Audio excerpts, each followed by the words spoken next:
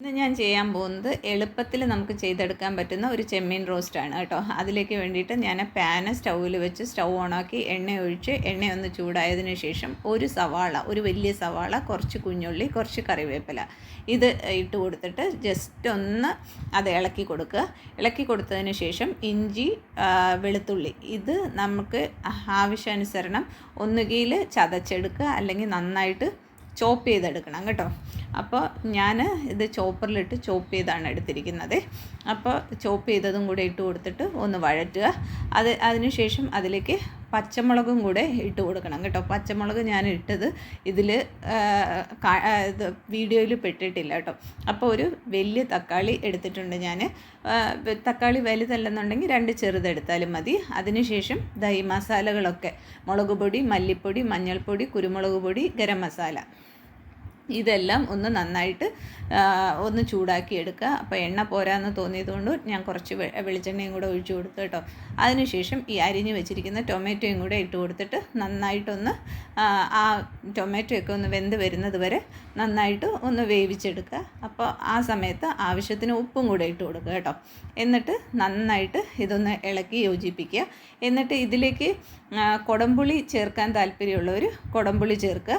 എൻ്റെ കയ്യിൽ കുടംപുളി ഉണ്ടായിരുന്നില്ല, അതുകൊണ്ട് ഞാൻ ഈ വാളംപുളിയുടെ പേസ്റ്റ് എൻ്റെ കയ്യിലുണ്ടായിരുന്നു, അതാണ് ചേർത്ത് കൊടുത്തിരിക്കുന്നത് കേട്ടോ.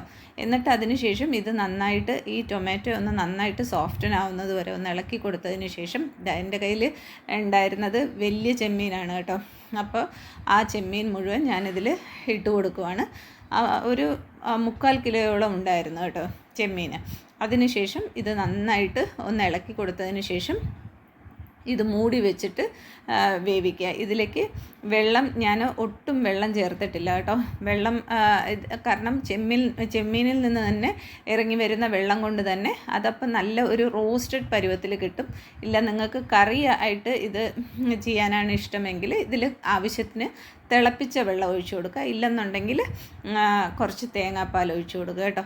എന്നിട്ട് ഇപ്പോൾ നമ്മുടെ കറി റെഡി ആയിട്ടുണ്ട്. വളരെ ടേസ്റ്റി ആയിട്ടും വളരെ പെട്ടെന്നും ചെയ്യാൻ പറ്റുന്ന ഒരു കറിയാണ് കേട്ടോ. അപ്പോൾ നിങ്ങൾക്ക് ഇത് വീഡിയോ ഇഷ്ടമായ ഒന്ന് ലൈക്ക് ചെയ്യുക. എങ്ങനെയുണ്ട് നിങ്ങളിത് ചെയ്ത് നോക്കിയിട്ട് എങ്ങനെയുണ്ട് അഭിപ്രായം എന്ന് എനിക്കൊന്ന് കമൻറ്റ് ചെയ്യുകയും കൂടെ ചെയ്യണം കേട്ടോ. അപ്പോൾ ഇന്നത്തെ വീഡിയോ ഇത്രയേ ഉള്ളൂ. വീഡിയോ ഇഷ്ടമായ ലൈക്ക് ചെയ്യാനും ഷെയർ ചെയ്യാനും സബ്സ്ക്രൈബ് ചെയ്യാനും ഒന്നും മറക്കരുത്.